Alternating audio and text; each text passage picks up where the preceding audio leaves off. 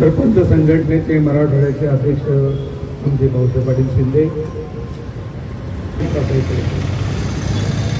पण कालचा पाऊस झाला आणि तुमच्या सगळ्यांच्या अडचणी पाहता जेवरून नागेंना फोन आला, काही गाड्या येऊ शकल्या नाही, कावेरी कुठे कुठे मालगाववरून काही मंडळी येऊ शकली नाही, पैठणहून इव्हन बीडची गाडी मी माजलगावला सांगितलं का तुम्ही काही येऊ नका, संगमनेरला आणि सिन्नरला सुद्धा मला त्यांचे फोन आले तर त्यांना सांगितलं तुम्ही येऊ नका, कारण पावसाचं प्रमाण आहे आणि आमचे पत्रकार बंधू सुद्धा आता म्हणतात लवकर आठवा, कारण बारिश आहे ही खरी गोष्ट आहे, निसर्गाला थांबवता येत नाही, पण या लोकांचा अनेक दिवसाचा प्रश्न आहे तो सुटत नाही.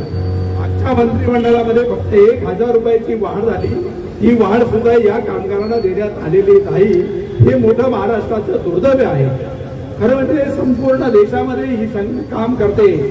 या पोषण कामगारांना पगार लक्षद्वीप, पॉंडिचेरी, तामिळनाडू आणि केरळ या ठिकाणी या लोकांना जवळजवळ 9,5-10 हजार रुपये पगार दिला जातो. महाराष्ट्रात मात्र 4 ते 6 तास कमजोर कामगार काम करून या कामगारांना 2,500 रुपये दिले जातात. अतिशय वाईट आहे आणि महाराष्ट्र सरकारला माझी विनंती आहे का आपण किमान या लोकांना किमान वेतन कायद्याप्रमाणे नाही, पण महाराष्ट्र आणि कर्नाटक एवढं, केरळ एवढं यांना पगार द्यावा, तामिळनाडू एवढा पगार द्यावा अशी माझी विनंती आहे.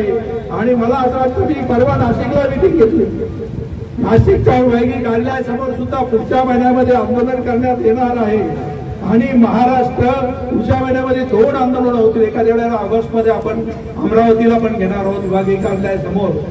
पण महाराष्ट्र सरकारचा असाच कार्यक्रम चालू राहिला आणि येत्या 6 महिन्यामध्ये तुम्हाला सगळ्या कामगारांना मला विनंती करायची आहे, लाखोच्या संख्येने आपल्याला मुंबईमध्ये जाऊन बसावं लागेल आणि महाराष्ट्राच्या मंत्रिमंडळासमोर बसून आपल्याला हा प्रश्न सोडवावा लागेल आणि त्याच पद्धतीने आपल्याला काम करावं लागेल. मला असं वाटतं महाराष्ट्र सरकारकडे पैसा नाही का काय मला माहित नाही, एकीकडे पैसा नाही असं सांगितलं जातं आणि लाडक्या बहिणीला मोठ्या प्रमाणात पैसा दिला जातो.